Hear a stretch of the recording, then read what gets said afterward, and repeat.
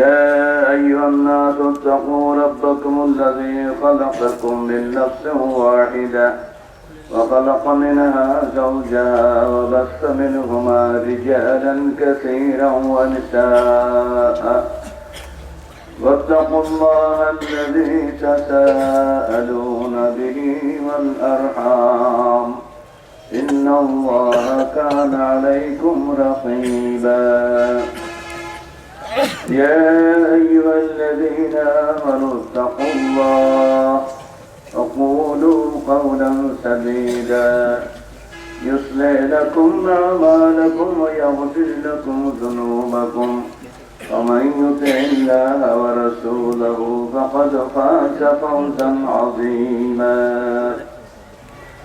أما بعد فإن خير الحديث كتاب الله وخير الهدي هدي محمد صلى الله عليه وسلم وخير الأمور عوازمها وشر الأمور محدثاتها وكل محدثة بدعة وكل بدعة ضلالة وكل ضلالة في النار. فقد قال الله تعالى في الكلام المجيد والفرقان الحميد: أعوذ بالله السميع العليم من الشيطان الرجيم. بسم الله الرحمن الرحيم.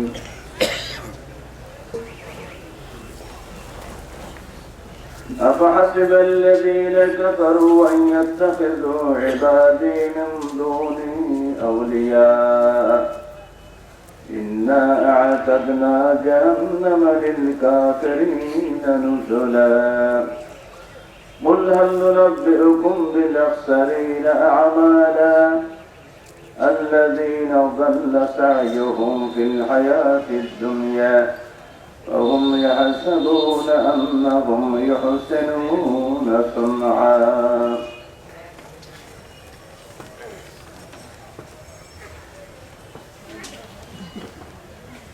وقال رسول الله صلى الله عليه وسلم: من أحدث في أمرنا هذا ما ليس منه فهو رد. متفق عليه.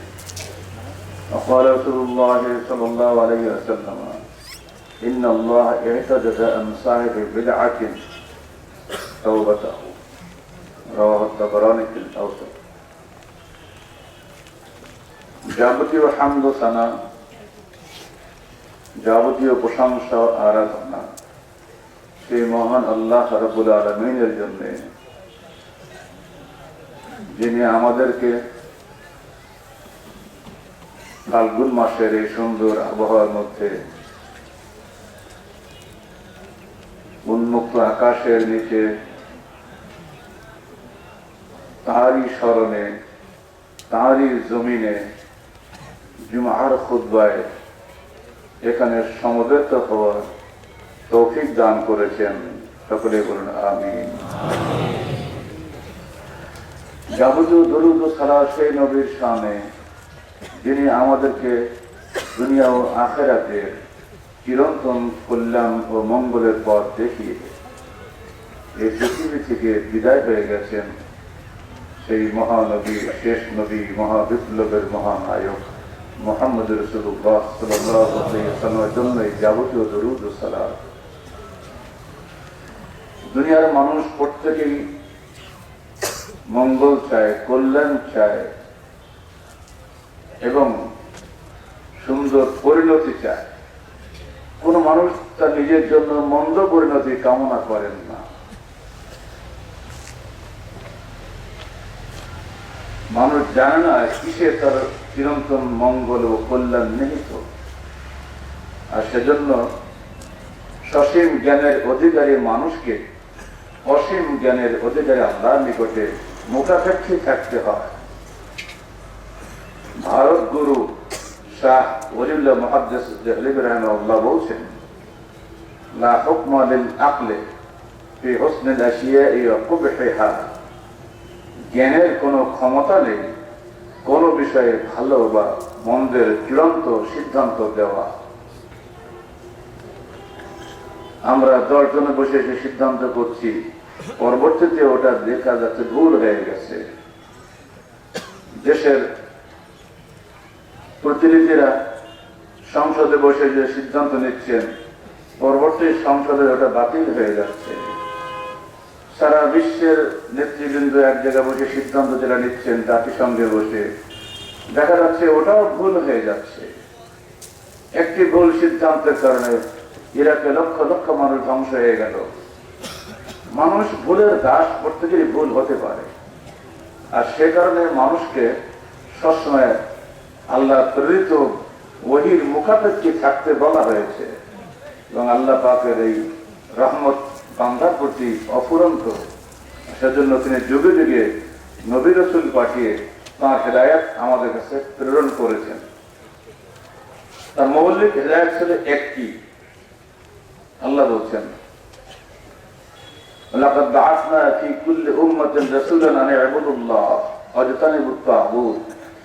আমি প্রত্যেক মানুষের কওমের কাছে, প্রত্যেক জাতির কাছে নবী রাসূল পাঠিয়েছি একই মাত্র দাওয়াত দিয়ে, যে তোমরা আল্লাহর ইবাদত করো এবং তাগুত থেকে বিরত থাকো। বাস একই কথা, তোমরা সর্বক্ষেত্রে আল্লাহর দাসত্ব করো এবং তাগুত অর্থাৎ শয়তান থেকে দূরে থাকো।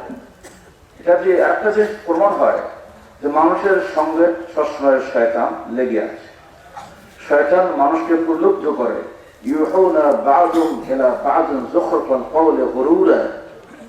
সূরা আল আনআম 114 নম্বর আয়াতে আল্লাহ পাক বলেছেন, শয়তান মানুষের কানে সবসময় ফুৎকার দেয়, সুরসুরি দেয়,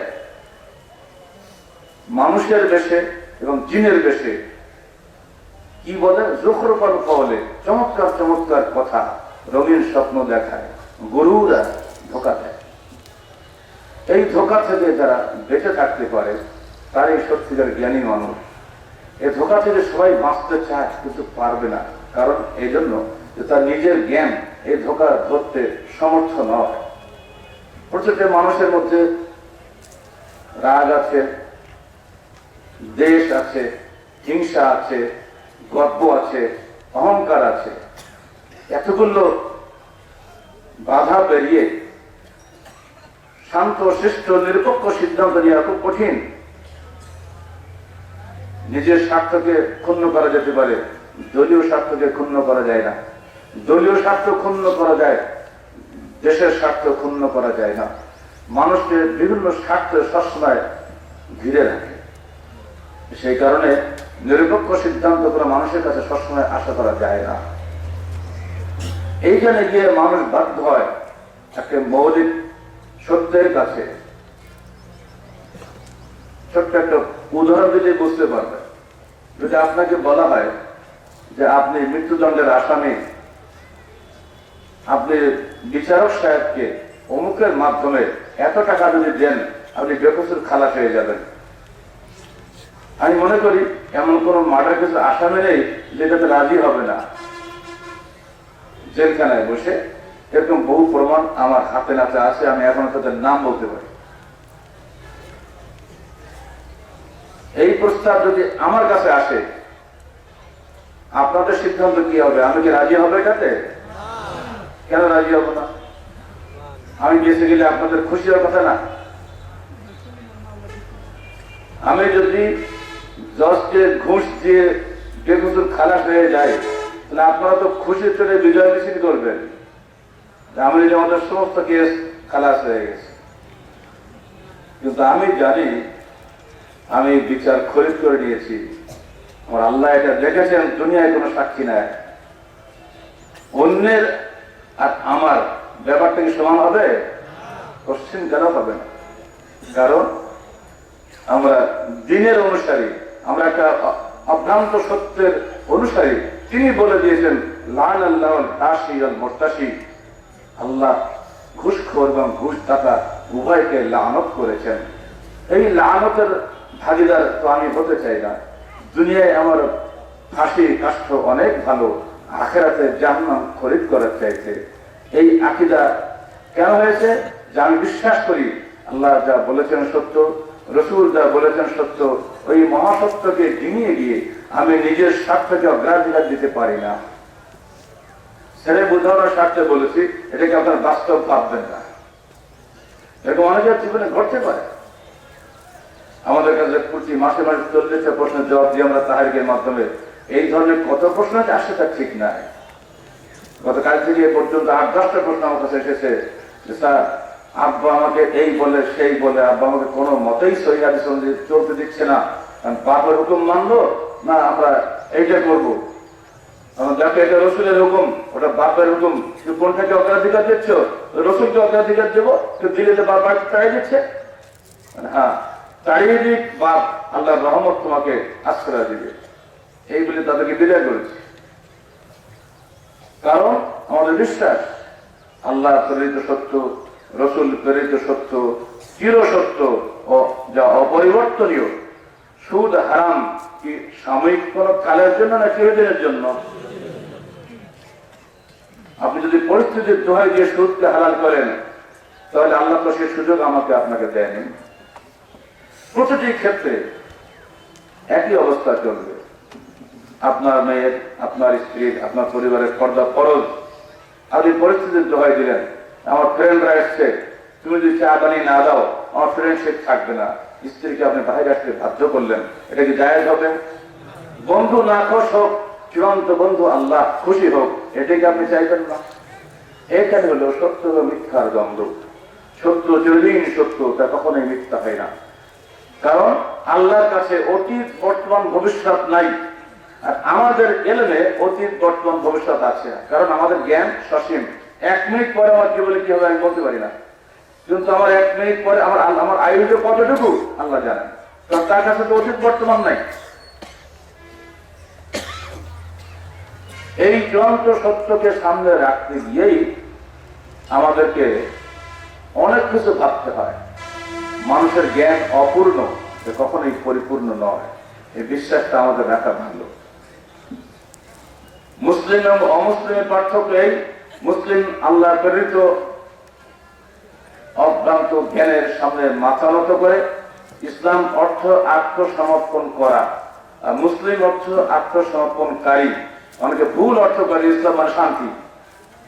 জি না, আত্মসমর্পণ করলেই তবে শান্তিটা আসে, এমনি এমনি শান্তি না।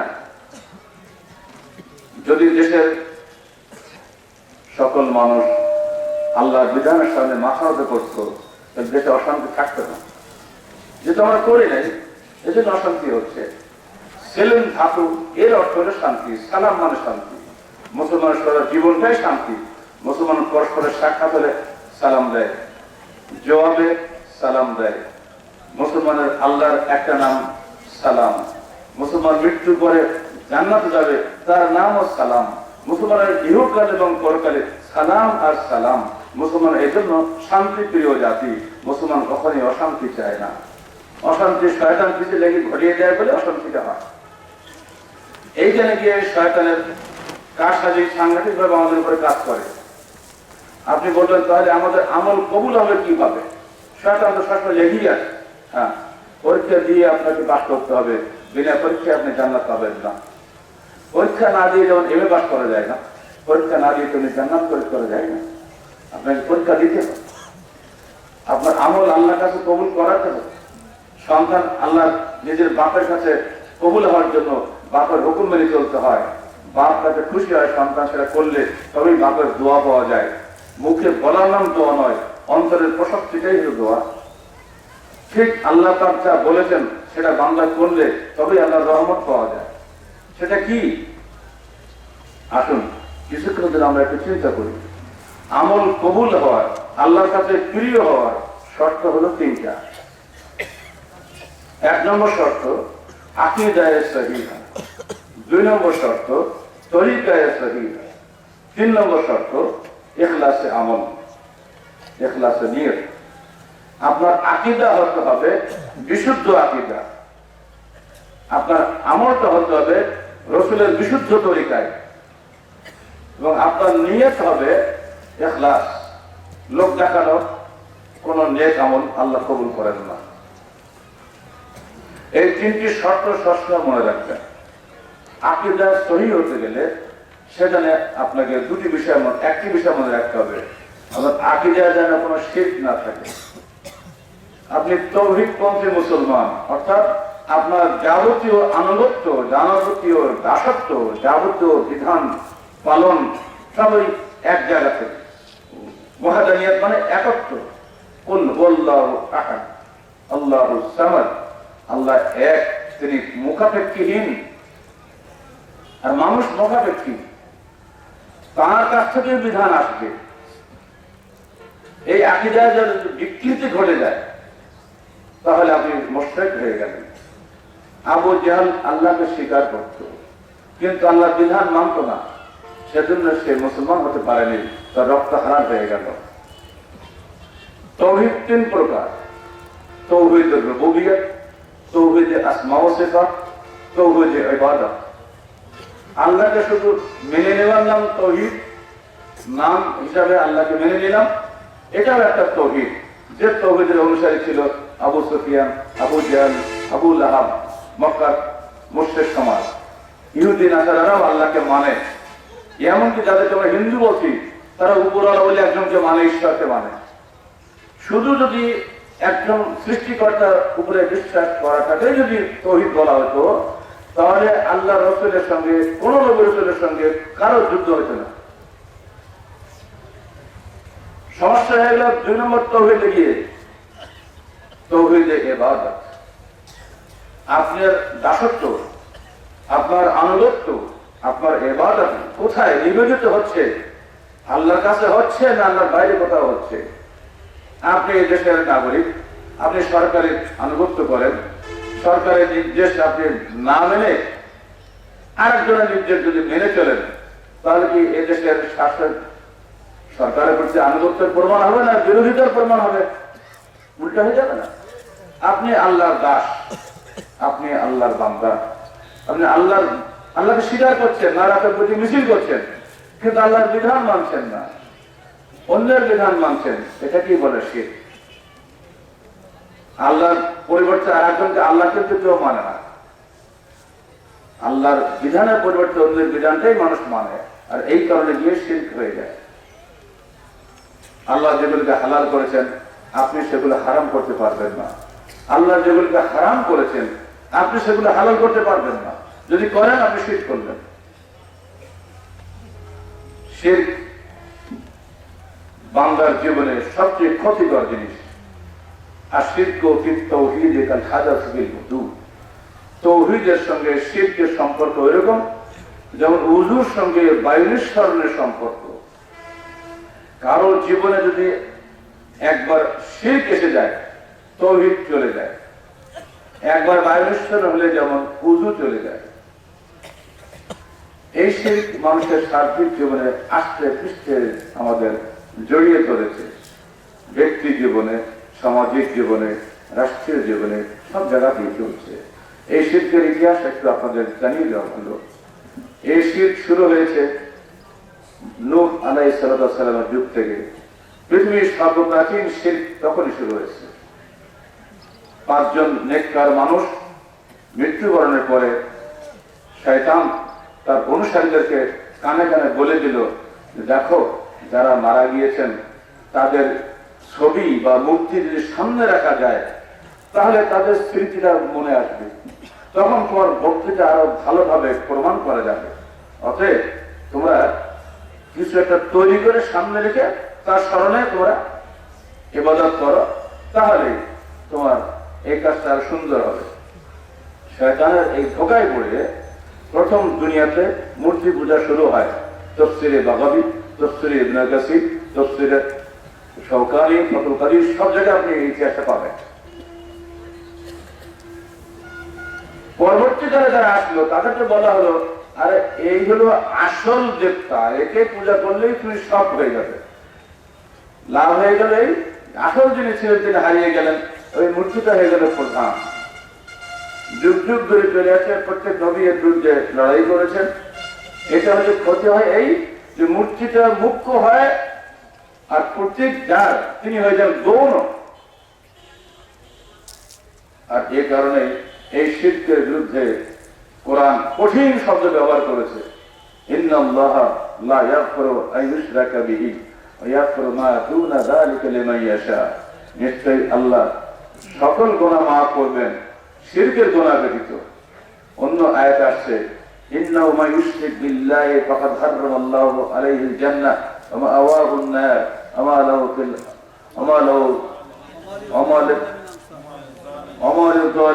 মিন আনসার। যে ব্যক্তি শিরক করলো আল্লাহ তার উপরে জান্নাতকে হারাম করে দিলেন এবং কিয়ামতের দিন তাকে সাহায্য করার মতো কেউই থাকবে না। এই শিরকের মূর্তি পূজার শিরক মডার্ন যুগে ছবি পূজায় পরিণত হয়েছে। ছবি এবং প্রতিকৃতি সে যদি লোকেরা যদি বানাইতে পারতো, কষ্ট করে কাদা মাটি দিয়ে খামকা মূর্তি বানাইতো না, একটা টিপ দিলেই ছবি হয়ে যাচ্ছে, তাই না? আর এই ছবি নিয়ে প্রত্যেক ঘরে ঘরে যারা ধর্ম নেতা তাদের ছবিগুলা তাদের মুরিদানদের ঘরে ঘরে শোভা পাচ্ছে এবং সেখানে সপ্তাহে সপ্তাহে ফুলের মালা পরানো হচ্ছে। যারা রাজনৈতিক নেতা ধর্ম নেতাদের চাইতে তারাও একইভাবে পূজিত হচ্ছেন, বরং আরো বেশি ভাবে ওই মূর্তি পূজায় চলে আসছে এখন ছবি এবং প্রতিকৃতি পূজায়। আলেমরাও কম যান না, তারা ফতোয়া দিয়েছেন যদি বডিটা 2 ভাগ করে দেওয়া হয় তাহলে জায়েজ হয়ে যাবে। অথচ এটা ভুল কথা। 2 ভাগ করেন, নিচের ভাগটা ছবি করেন, উপরের ভাগটা বাদ দিতে হবে। এটা কিন্তু দিবে না।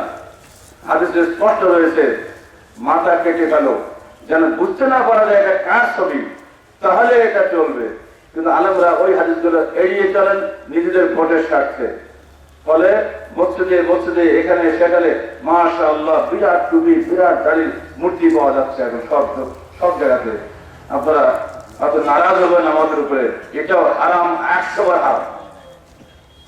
খবরদার সেকুলার নেতাদেরকে দোহাই দিয়ে নিজেরা বাঁচার চেষ্টা করবেন না। আপনারা কিন্তু সবার আগে দায়ী, যেহেতু আপনারা ধর্ম নিয়ে কাজ করেন। ছবি এবং মূর্তি সম্পর্কে আল্লাহ রাসূলের বাণী শুনুন। রাসূলুল্লাহ সাল্লাল্লাহু আলাইহি ওয়াসাল্লাম আশাদুন নাসি আযাবান ইয়াউমাল কিয়ামাহ আল মুসাফফিরুন। কিয়ামতের দিন সবচেয়ে কঠিন শাস্তির অধিকারী হবে ছবি নির্মাতারা। বলা হবে এই বেটা অধিকার, তুমি ছবি বানিয়েছিলে না, জীবন দাও। জীবন যখন দিতে পারবে না, এরকম যা ছবি ফেলে জাহান্নামের আগুন যাও। সৃষ্টি করার দায়িত্ব আমি আল্লাহ, তুমি সেই দায়িত্ব নিয়েছিলে ছবি দিয়ে, অসম্ভব, যাও। এটি হলো বড় শিরক। এগুলো থেকে আমাদের দূরে না থাকলে আমাদের সালাত সিয়াম কিছুই কবুল হবে না। এরপরও আল্লাহর বিধান, হারাম হালালের বিধান, এটাকে মেনে চলতে হবে। ফরজ সালাত হলো ফরজ। আপনি বললেন সালাতের উদ্দেশ্য হলো দিল নরম করা। আমার দিল তো নরম আছেই, হয়তো সালাত আদায় করবো কেন? একজন মডার্ন থিঙ্কার বের হয়েছে, বিশ্ববিদ্যালয়ে থাকি, অনেক মানুষের সঙ্গে থাকতে হয়, তাদের যুক্তি বড় চমৎকার। এটা একটা বড় যুক্তি যে আমি সালাত আদায় করছি ভালো মানুষ হওয়ার জন্য। আমি তো ভালো আছি, তো খামকা সালাত আদায় করে শীতকালে প্রচন্ড ঠান্ডায় উজু টুজু করার পর কঠিন ব্যাপার না, এটা করা যাবে না। নিয়মিত ভাবে আপনি এই প্রশ্ন আল্লাহ নবীর সামনে আসছিল যে রাসূল, এই লোকটা রাত্রে সালাত আদায় করে আবার ভোর রাত্রে চুরি করে, তো সালাত আদায় করে কি লাভ হলো? আল্লাহ রাসূল জবাব দিয়েছিলেন, ব্যস্ত হয়েও না, আস্তে আস্তে ও সালাত ওকে ফিরিয়ে আনবে দিনের পথে। এটা কি বোঝা যায় যে আপনাকে অবশ্যই নিয়মিত সালাত আদায় করতে হবে। প্রথম দিনেই আপনি ফল পাবেন এই আশা করবেন না।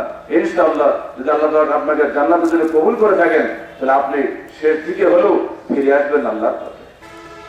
কারণ হাদিসে রয়েছে আল্লাহ তাআলা যাকে জান্নাতের জন্য সৃষ্টি করেছেন, সারা জীবন যদি জাহান্নামের আমলও করে, তথাপি সে অবশ্যই মৃত্যুর আগে এমন আমল করবে আল্লাহ তাআলা তাকে জান্নাতে নিয়ে নেবেন।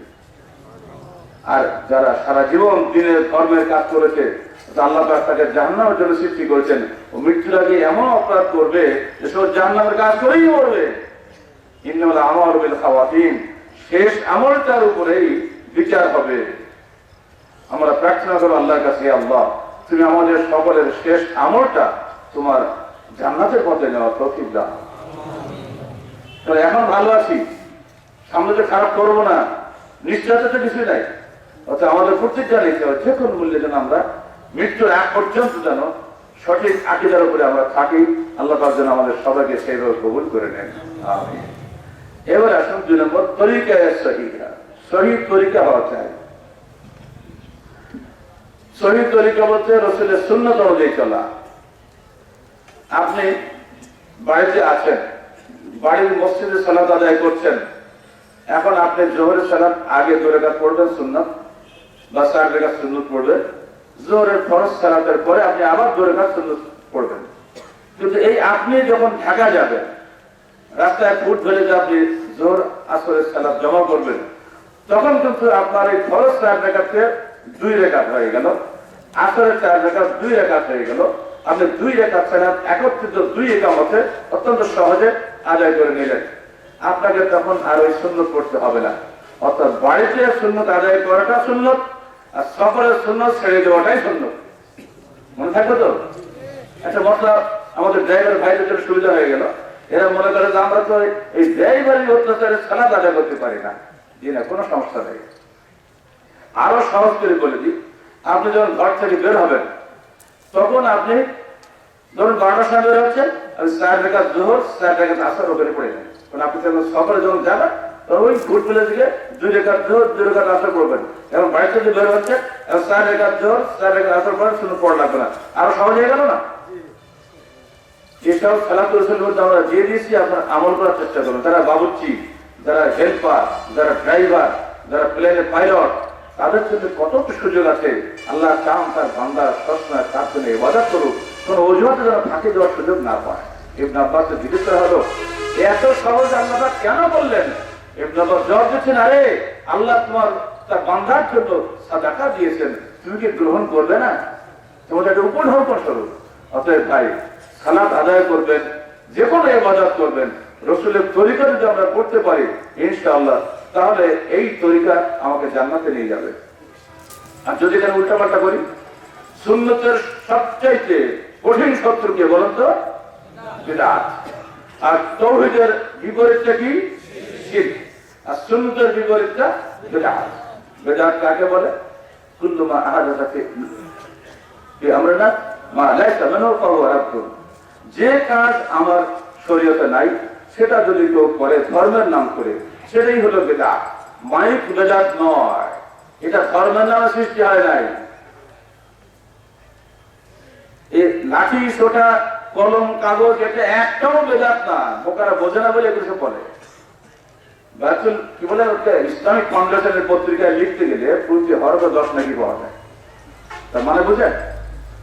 মানে একটা লেখা যদি আপনি দেন, প্রতিটি শব্দের জন্য আপনাকে 10% দেওয়া হবে। এখন না, এখন তো বেশি টাকা দেয়। সেখানে এই দামি লেখার মধ্যে দামি লেখকরা লিখছেন, সবকিছুই যদি বিদআত হয়, তখন কি বলতেছে মাইক্রো এসছে, তার আগে মাইক্রো ছিল না, তাহলে কি মাইক্রো, মোটর সাইকেল সবে কি বিদআত হবে? এই মূর্খ, এত বড় জ্ঞানী মানুষ তুলে এই বাজে কথা লিখে বসে আসছে ফাউন্ডেশন পত্রিকা। মনে রাখবেন, ধর্মের নামে যদি আপনি নতুন কিছু সৃষ্টি করেন, সেটাই হবে বিদআত, যার কোন ভিত্তি হাদিস কোরআনে নাই। আপনি ধান চাষ করবেন, কোন পদ্ধতি করবেন, এটা তো সেরের মধ্যে নাই। আমাদের রাজশাহী শহরে পানির জন্য মেয়র মহোদয় যদি পানির ব্যবস্থা আমাদের করে দেন, আগুনের জন্য গ্যাসের ব্যবস্থা যদি করে দেন, এটা কি বিদআত হবে নাকি? আমি বলবো সারা জীবন কাঠের চুলো জ্বালিয়েছি, গ্যাসের চুলা বিদআত। এই ফতোয়া মৌলবি দিলে ওর মাথা পেটে যাবে না? এই ফতোয়ালা মৌলবিদের অভাব বাংলাদেশে না। এগুলো ঠিক না। এগুলো দুনিয়াবী প্রয়োজন স্বার্থে আল্লাহ তাআলা প্রবাহ করে দিয়েছেন। আল্লাহ বলছেন, আমি তোমাদের নিয়ামত দিয়েছি, গ্যাস আমারই দেওয়া নিয়ামত। এই নিয়ামত তুমি ভোগ করো, যেভাবে খুশি সেভাবে ব্যবহার করো, যেন মানুষের ক্ষতি না হয়। শুধু একটা মূল্যতে থাকবে, যেন জনগণের কল্যাণে হয়, যেন অকল্যাণে ক্ষতিতে তোরা এটা ব্যয় করো না। আল্লাহ তাআলা আল্লাহ সাখারা লাকুম মা ফিস সামাওয়াতি ওয়া মা ফিল আরদ তোমরা কি দেখো না আল্লাহ তোমাদের জন্য অনুগত করে দিয়েছেন আসমান জমিনে যা কিছু আছে প্রকাশ্য এবং গোপন ভর্তি করা আছে তোমাদের নিয়ামত। এই বাংলা নাকি বাংলাদেশ নাকি গ্যাসের মধ্যে ভাসছে, এত কিছু আমাদের আছে অথচ আমরা এগুলো নিতে পারি না। আল্লাহ বলছে বাবা তোমাকে সব দিয়ে দিয়েছি বাংলা, ওগুলো উঠাও, পুরাও, খাও, ব্যবহার করো, তোমার আল্লাহর জিকির করো, আল্লাহর স্মরণ করো, আল্লাহর জামে আল্লাহর জন্য ব্যয় করো। বান্দা আল্লাহর জন্য কাজ করবে, আল্লাহর নিয়ামত খাবে, এর মধ্যে কোনো বেদাত নাই, বরং আর আল্লাহ খুশি হন। একদিন এক সাহাবী এই ছেঁড়া ছোট জামা গায়ে আল্লাহ নবীর সামনে আসছে, আল্লাহ নবী খেপে গেছে, যাই বেটা তোমার ভালো কাপড় চোপড় নাই? বলে আছে হুজুর, তো মুমিন একটু জীর্ণ মলিন হয়ে আসতে তো ভালো দেখা যায়। কে বলছে মুমিন জীর্ণ মলিন হবে?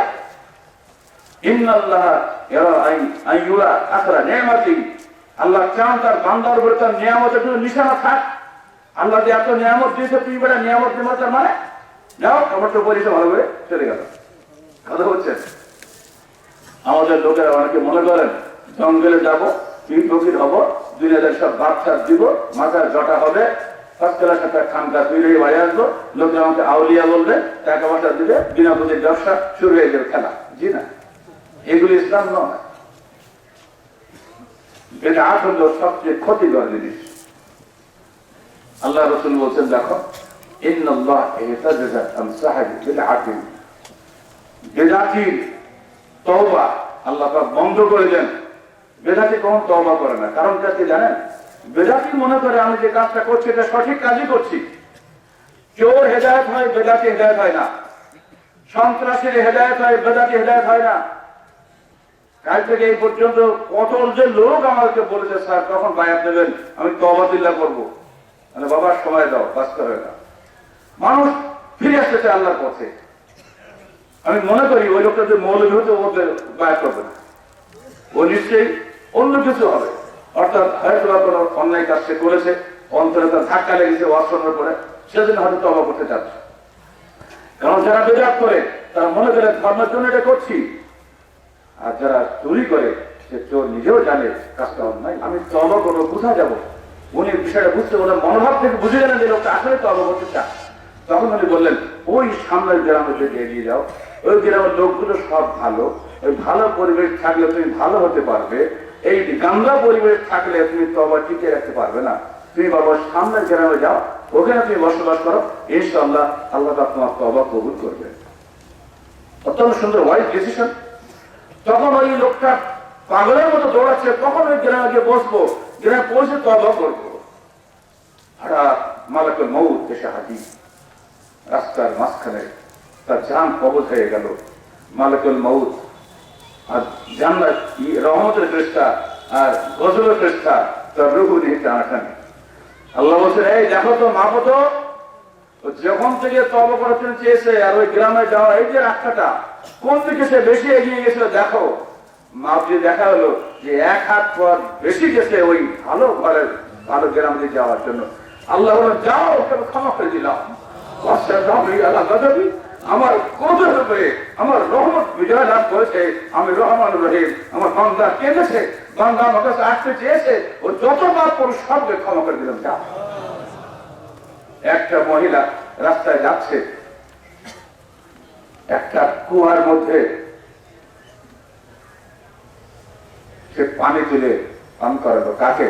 একটা কুকুর জিহ্বা বের করে তাকিয়ে আছে, জিহ্বাতে পানি পড়ছে, ও পানি খাওয়ার জন্য পাগল হয়ে গেছে, তৃষ্ণায় ছাতি ফেটে যাচ্ছে, অবলা জন্তু কথা বলতে পারে না।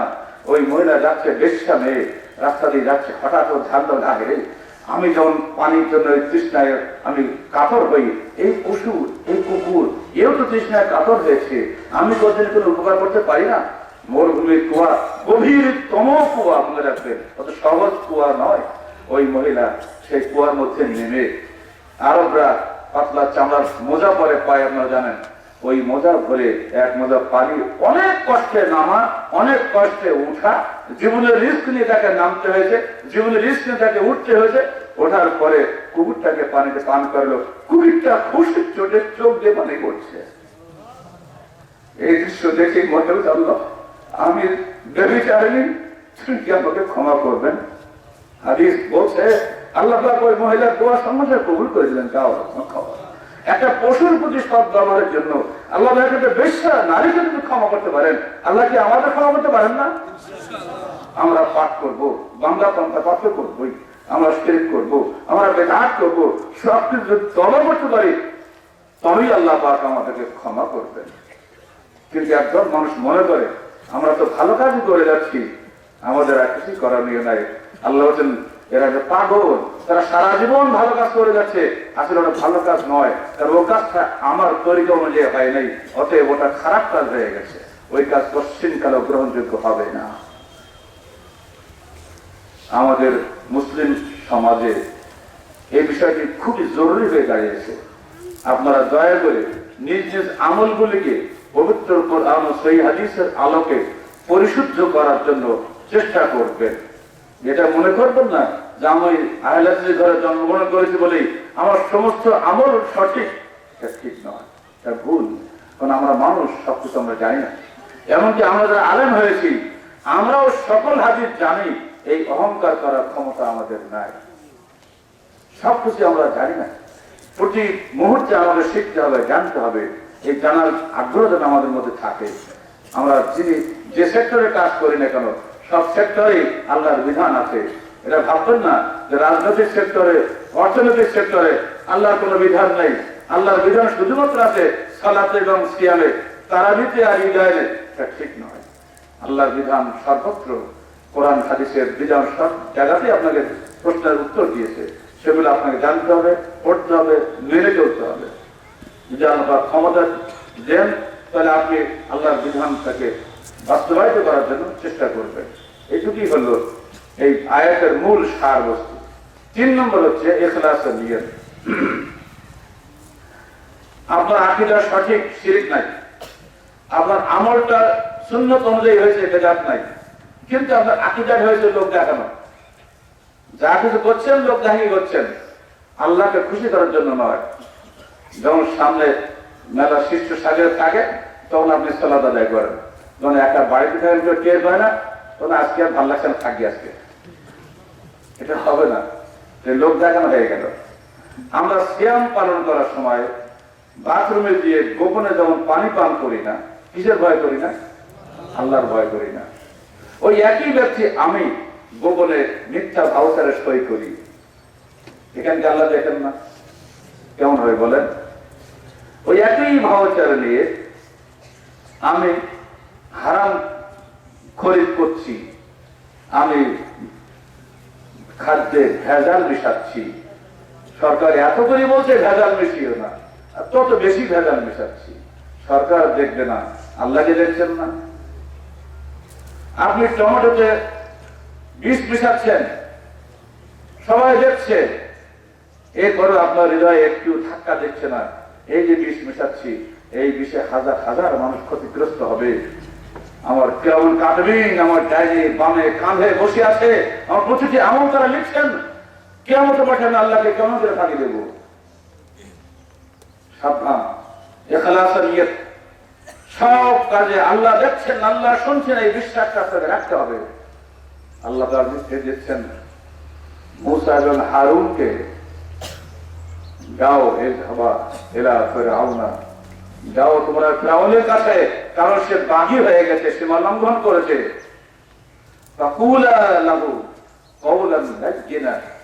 তোমরা 2 ভাই ফিরআউনের কাছে গিয়ে নরম ভাষায় কথা বলো, কারণ সে দুর্ধর্ষ। ফিরআউনের কাছে যাওয়াটা তো চারটিখানি ব্যাপার নয়। মুসা বললেন আমি কেমন করে যাব, আমি যে মার্ডার কেসের আসামি। কারণ আমি মিশরের রাজধানীতে একদিন সকালে হাঁটার সময় একজন ব্যক্তিকে থাপ্পড় দিয়েছিলাম, অন্যায় করছিল বলে। এই থাপ্পড় যে মরে যাবে আমি চিন্তাই করি না, এক থাপ্পড় শেষ। তখন থেকে আমি পালিয়ে চলে এসেছি কেনানে, যদি আবার সেখানে ফিরে যাই আমাকে তো অ্যারেস্ট করে আমাকে মৃত্যুদণ্ড দিবে। মুসার এই প্রশ্নের জবাবে আল্লাহ বলছেন ইন্নানি মাআকুমা আসমাউ ওয়া আরা, আমি তোমাদের 2 ভাইয়ের সঙ্গে আছি, সবকিছু শুনছি এবং দেখছি। বাস এতটুকু কথাতেই মুসা এবং হারুনের মধ্যে এমন সাহস ফিরে এলো, যে নিজের জীবনের চক্কা না করে ফেরাউনের দরবারে চলে গেল। আল্লাহ তাদেরকে কি সাহায্য করেছিলেন আপনারা ইতিহাস জানেন। নবীদের কাহিনী বইটা নিবে, মুসা এবং ফেরাউনের ইতিহাস আপনার সেখানে জানতে পারবেন। আমরা মুসলমান, আমাদেরকে এই বিশ্বাস নেই আমার প্রতিটি কাজ আল্লাহ দেখছেন, আল্লাহ শুনছেন। এই বিশ্বাস যত মজবুত হবে তত আমার আপনার আমল কবুল হবে। এই বিশ্বাস যত দুর্বল হবে তত আমার আপনার আমল কবুল হবে না। আপনি কি প্রকাশ বিষয়ে হাদিসের মধ্যে রাখেন না? আপনাদের অনেকের ধারণা কবরে ফুল দিলে বা কবরে গিয়ে মাশাআল্লাহ কান্নাকাটি করলে, খুশি করতে পারলেই আমার মনের ইচ্ছা পূর্ণ হবে। এজন্য তো আমরা দেখি, আমরা যখন রাজশাহী বিশ্ববিদ্যালয়ে জোহারে হসপিটাল ছিলাম, যেদিন আমাদের এই যে ওটা কি বলে ওটাকে, ওই যে ঢাকা মুখ যেতে বামাতে কি কিসের মাজারটা, আরে ঠিক আছে ধন্যবাদ আপনাকে, বিড়ালদার মাজারের কি একটা গেট আছে ওদের। সেই দিন জোহারে কোন ছাত্র থাকতো না, এটার সময় মুসল্লি ভাইরা খুব কুড়াই করে একসাথে হবে কিনা সম্ভব। ফজরের সময় ভর্তি, এই তোমরা গেছিলে কোথায়, কথা বললাম আমার পায়ে। পরে বুঝতে পারা পরে বললাম কি ব্যাপার, ওখানে কেন গিয়েছিলে তোমরা? ভেবেছ ওই মরা মানুষ ছাড়া তোমাদের পরীক্ষা পাশ করিয়ে দিতে? যখন ঢাকা বিশ্ববিদ্যালয়ের ছাত্র ছিলাম তখন ফজরের পরে হঠাৎ তাকে জেলা দাঁড়িয়ে গেল, ভাইরা সবাই সূরা ইয়াসিন পড়েন। সূরা ইয়াসিনের ফজিলত এই 41 বার সূরা ইয়াসিন খতম করলে আপনার সকল মনের আকাঙ্ক্ষা পূর্ণ হয়ে যাবে। ভাইরা আমরা সব অনার্সের ফার্স্ট ক্লাস পাস করতে চাই, তাই না? সামনে তো অনার্স পরীক্ষা ছিল, সবাই বললে হ্যাঁ তাহলে আপনারা 41 বার পড়েন। আমি ওর মধ্যে ঘেরাও হয়ে গেছি, বুঝতে পারছে না, সব ছেলে বসে গেছে চিন্তা করে, কানে কানে বলছে আপনার কয়া খতম হয়েছে। আমার কাছে বলছে আপনার কয়া খতম হয়েছে, আমার কিচ্ছু রাগ করে বলছে কিচ্ছু, ও বলে একটা হুজুর মানুষ দেখা যায় আর কিচ্ছু হয়নি। যাই হোক, এইবারে উনি ফজিলত বয়ান করা শুরু করে দিচ্ছেন। যেমনি বলেছে যে 41 কোরআনে আছে 41 বার সূরা ইয়াসিন পড়লে সে আল্লাহর কাছে যা চাইবে তাই পাবে। আর সুবহানাল্লাহ বলে তো অস্থির। লাই মনে থাম, তুমি কি লেখাপড়া করেছো? স্যার আমি ইকোনমিক্স মাস্টার ডিগ্রি ফাইনালের ছাত্র। মাথা তো কাগজ আছে, কাগজে যাও নাকি? বলে হ্যাঁ ওখানে তো দেখ। কোরআন আছে কোথায় দেখলে? এই তো দেখছি, নিয়ে এসে কোরআন বের করলে কোরআন। কোরআনের প্রথম থেকে বাংলায় কিন্তু ফজিলত লেখা থাকে না, ওই বের করছে। যে বেটা তুই বাংলা বুঝিস না, ইনভার্টেড কমার মধ্যে যেটা থাকে সেটি হলো হাদিস। ইনভার্টেড কমার বাইরে যেটা থাকে ওটা কি হাদিস নাকি? ইনভার্টেড কমার বাইরে গিয়ে লেখক ওইটা লিখেছেন। তুমি এই ফাঁকিবাজি, এই ছাত্র জীবনে যদি ফাঁকি দেওয়া শুরু করো, ধর্মের নয় ফাঁকিবাজি, তুমি সারা জীবন মানুষকে ফাঁকি দিবা, খবরদার। তখন সবাইকে বললাম ভাই আপনারা বুঝেন, আল্লাহ পাক যদি সবাইকে ফার্স্ট ক্লাস পাস করে দিবে তাহলে সেকেন্ড থার্ড কারা হবে? সেও তো ঠিক কথা, তার নাই অবিচার করেন না। আল্লাহ বলছেন যুখরুফাল কওলি লিয়াত্তাখিযা বাযুহুম লিবাযিন যুখরিয়া, আমি মানুষের মধ্যে উঁচু নিচে ভেদাভেদ করেছি এই জন্য যেন একে অপর থেকে খেদমত নিতে পারে। সবাই যদি রাস্তায় মেয়র হয় তো এই বাবা গাড়ি চালাবে কে? মহাবিপদ দেখতে পাচ্ছি। আল্লাহর হিসাব তো আল্লাহ সেবাটা আছে। আপনি যতই লাফালাফি করেন, কমিউনিজম অচল। এই বুড়ি আঙুলা মাস্টার আল্লাহ সমান করে ধর একটা লোক একসময় হয়েছিল না, কি লাফালাফি আমাকে ছাত্র দিয়েছিল, চলবে না। আল্লাহর বিধানে বাইরে যেতে পারবেন না। আল্লাহ আপনার বাপের 5টা সন্তান দিয়েছেন, 5 জনকে 5 রকম মেধা দিয়েছেন। একজন হচ্ছে রাজনৈতিক মেধার অধিকারী, একজন হচ্ছে কৃষকের মেধার অধিকারী, একজন হচ্ছে ব্যবসায়ী মেধার অধিকারী, একজন হচ্ছে শিক্ষকের মেধার অধিকারী। আল্লাহ করেন এগুলো? তাহলে কারণ এই সমাজ পরিচালনা করার জন্য সব রকম মেধার দরকার আছে। আর এই জন্য আল্লাহ এই বৈষম্য সৃষ্টি করে দিয়েছেন। কিন্তু সবার অধিকার সমান, সবার বাঁচার অধিকার আছে, সবার খাওয়ার অধিকার আছে, সেটা আলাদা। কিন্তু মেধার বৈষম্য আল্লাহ সৃষ্টি করে, আপনি করতে পারেন না। যে 41 বছর আছে বলে সবাই ফার্স্ট হবে এরকম অবিচার তখন আল্লাহ করতে পারেন না। তো ছাত্র হ্যাঁ আপনি তো ঠিকই বলেছেন, তোর হুজুর খালি বলে এগুলো না, হুজুরটা একটু বদলি। ধর্মের নামে, রাজনীতির নামে, কোরআন এবং হাদিসের বিরুদ্ধে যে সমস্ত কাজগুলো হচ্ছে এগুলো থেকে আমাদের সবাই দূরে থাকা ভালো। শুধু আমাদের মৃত্যুকালীন স্মরণ করে মৃত্যুর পরে মুক্তি পাওয়ার স্বার্থে আল্লাহ পাক আমাদেরকে ওই কথাটাই স্মরণ করে দিয়েছেন। ইয়া আইয়ুহান নাস ইয়া আইয়ুহান নাস ইত্তাকু রাব্বাকুম ওয়াখশাউ ইয়াওমান লা তাজজি ওয়ালিদুন لا يجزي والد عن ولده ولا مولود هو جاز عن والده شيئا إن وعد الله حق فلا تغرنكم الحياة الدنيا ولا يغرنكم بالله الغرور হে দুনিয়ার মানুষ, তোমরা ভয় করো তোমাদের প্রতিপালককে, তোমরা ভয় করো সেই দিনকে যেদিন যেদিন পিতা সন্তানের কোন কাজে আসবে না, যেদিন সন্তান তার পিতার কোন কাজে আসবে না।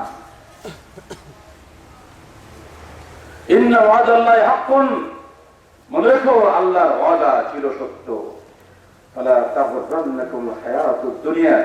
দুনিয়াবী জীবনের জৌলুস যেন তোমাদেরকে কিয়ামত থেকে আখিরাত থেকে প্রতারিত না করে, এবং এবং শয়তান যেন তোমাদেরকে আল্লাহ থেকে ভুলিয়ে না যায়, ধোকায় না ফেলে। প্রিয় মুসল্লিগণ, সূরা লোকমানের এই ৩৩ নম্বর আয়াতটাকে উপহার দিয়ে আমি আজকের খুতবা শেষ করছি।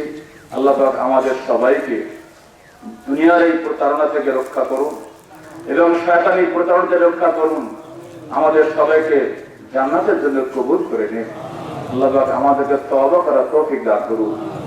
আকুলু কওলি হাযা আস্তাগফিরুল্লাহ লি ওয়া লাকুম ওয়া লিসাইরিল মুসলিমিন।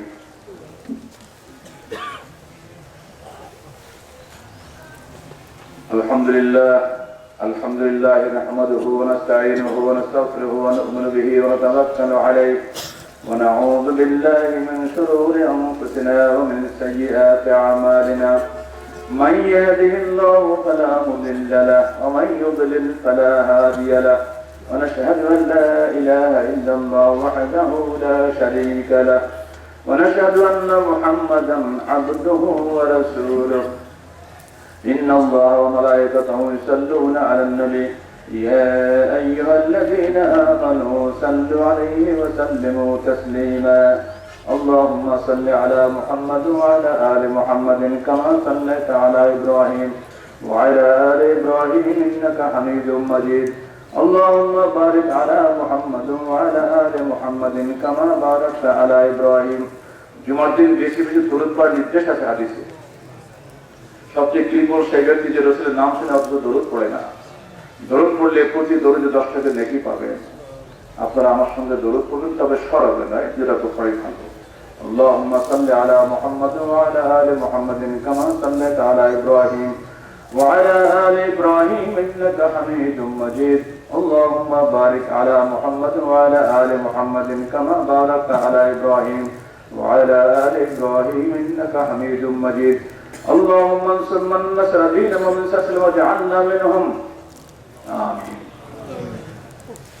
واخذل من خذل دين ومن سسل ولا تجعلنا منهم آمين اللهم اغفر لحينا وميتنا। অনেক ভাই মৃত্যুবরণ করেছেন, অনেক ভাই অসুস্থ হয়ে আছেন, সবাই দোয়া চেয়েছেন। আসুন জুমার খুতবায় আমরা সবাই তাদের জন্য দোয়া করি। আল্লাহুম্মা শফি মারদানা ওয়া মারদাল মুসলিমিন আমিন। أذهب الباس رب الناس اشفي أنت الشافي لا شفاء إلا شفاءك شفاء لا يغادر سقما آمين لا باس طهور إن شاء الله آمين। অনেকে মৃত্যুবরণ করেছেন, গত পরশু রাতেও মৃত্যুবরণ করেছেন আমাদের এক ভাই। আসুন সবাই তার জন্য দোয়া করি। اللهم اغفر لحينا وميتنا وشاهدنا وغائبنا وصغيرنا وكبيرنا وذكرنا وأنثانا اللهم من أحييته منا فأحيه على الإسلام ومن توفيته منا فتوفه على الإيمان اللهم لا تحرمنا أجره ولا تفتنا بعده اللهم اقض حاجاتنا واشف عاهاتنا واستر عوراتنا وكفى بك مجيبا قريبا عليما خبيرا। আপনার জন্য একটু ঘন ঘন জায়গা হবে না।